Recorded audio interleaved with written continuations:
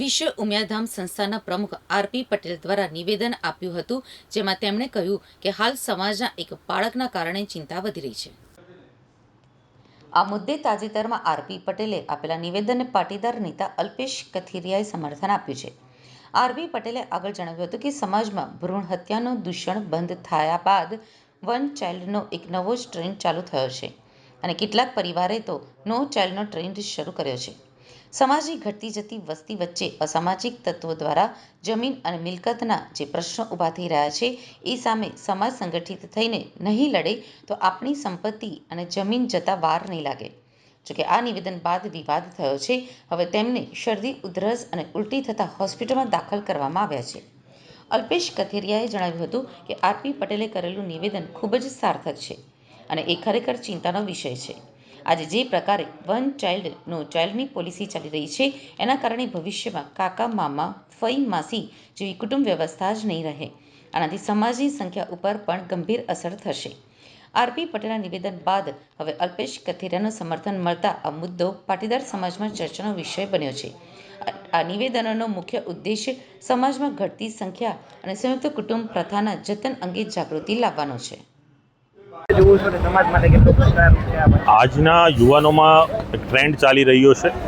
લગ્ન પછીના ફેમિલી પ્લાનિંગમાં નો ચાઇલ્ડ વન ચાઇલ્ડની પોલિસી જે ઘડી રહ્યા છે, તો જેનાથી કુટુંબ વ્યવસ્થાનો નાશ થશે, સભ્ય સમાજનું બળ ઘટશે, સમગ્ર હિન્દુ સમાજ માટેનો ખતરો છે.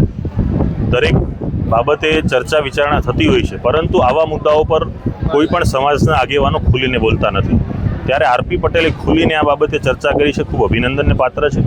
આ મુદ્દાઓ ઉપર કોઈ પણ કુટુંબને એવો ફોર્સ ના કરી શકાય કે એટલા બાળકો આપણે કરવા જોઈએ, પરંતુ બાળકો ઓછા હશે અથવા બાળકો નહીં હોય તો ભવિષ્યમાં શું થશે, કેવો ખતરો ઊભો થવાનો છે, એની બાબતની ચિંતાને મનન અત્યારથી એટલા માટે થવું જોઈએ કે 25-50 વર્ષ પછી ભવિષ્યમાં સમાજને, હિન્દુ સમાજને કે કોઈને આ તકલીફ ન પડે.